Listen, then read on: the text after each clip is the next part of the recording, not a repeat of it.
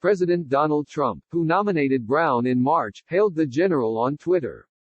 My decision to appoint US Air Force General Charles Brown as the USA's first ever African American military service chief has now been approved by the Senate, Trump said, though the tweet came before the confirmation vote. A historic day for America. Excited to work even more closely with General Brown, who is a patriot and great leader. Brown's nomination had been in the works for months, yet the vote came amid nationwide protests following the death of George Floyd in police custody. Top Air Force officials led the way in speaking out over the past week and calling for dialogue on racism. Air Force Chief Master Sergeant Khalith Wright, the service's top enlisted leader, became the first senior military official to speak out, and was followed by outgoing Chief of Staff General David Goldfein. Brown, who is currently the commander of Pacific Air Forces, delivered an emotional message Friday about his experience as a black airman.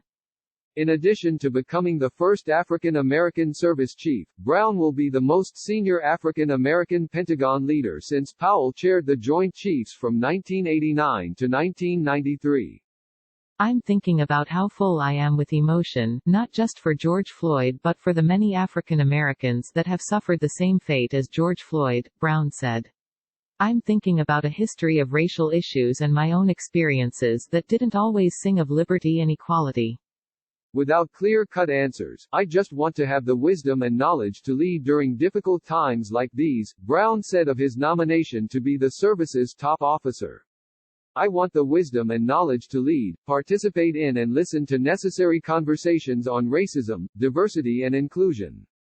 On the Senate floor, Senator Dan Sullivan, R. Alaska, who previously held up Brown's nomination, praised him as the right man at the right time. He is literally on the front lines in implementing the National Defense Strategy, which has a focus on great power competition, particularly China as the pacing threat to our nation for the next 50 to 100 years, Sullivan said. General Brown is in that battle right now, front lines every day. Brown was commissioned as an Air Force officer in 1984. He is an F-16 fighter pilot and instructor who has notched more than 2,900 flying hours and 130 combat hours. Brown has served in Asia, Europe and the Middle East. He was an aide to the Air Force Secretary and Chief of Staff during several rotations through the Pentagon.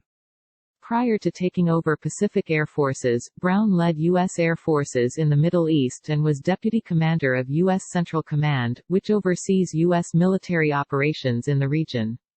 Brown's nomination was approved by the Armed Services Committee in May and was confirmed after several weeks of delays.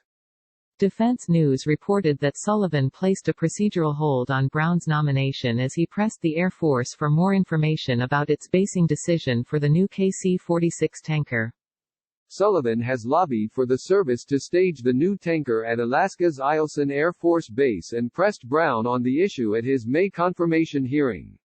Laura Seligman contributed to this report.